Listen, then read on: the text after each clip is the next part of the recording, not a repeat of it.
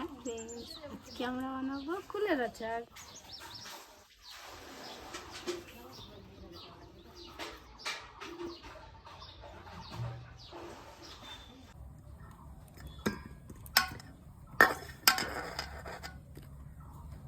দেখবা আমার ফাইটে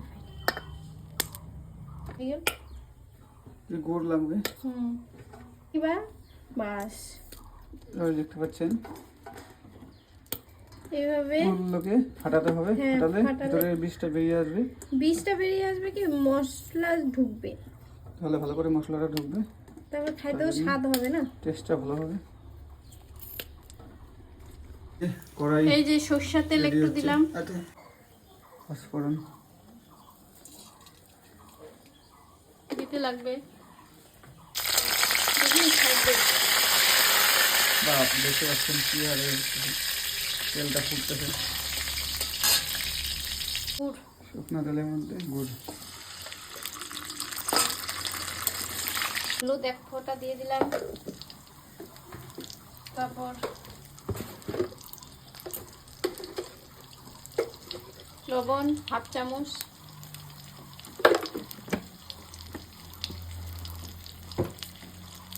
তারপর এই যে জিরা গুঁড়া লাগবে 1 চামচ,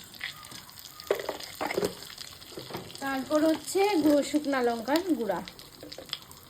গুঁড়া লঙ্কা এই যে হাফ চামচ। তারপর এখন ভাজলে পুরো হলো। তারপরে একসাথে ভাজতে কতক্ষণ ভাজতে হবে? 10 মিনিট। 10 মিনিট ধরে এটাকে ভাজতে হবে। এভাবে ভাজতে মাঝে একটু জল দিতে হবে। ভাজতে ভাজতে ভাজতে মাঝে জল দিতে লাগে, জল দিতে হবে যাতে সেদ্ধটা হয়ে যায় ভালো করে। হ্যাঁ, সেদ্ধ করার জন্য জল দেওয়া হবে। দেখতে পাচ্ছেন কেমন হয়েছে? বাহ, বহুত টেস্টি হবে মনে হচ্ছে। খেলেই বোঝা যাবে যে টেস্টটা কেমন হয়েছে।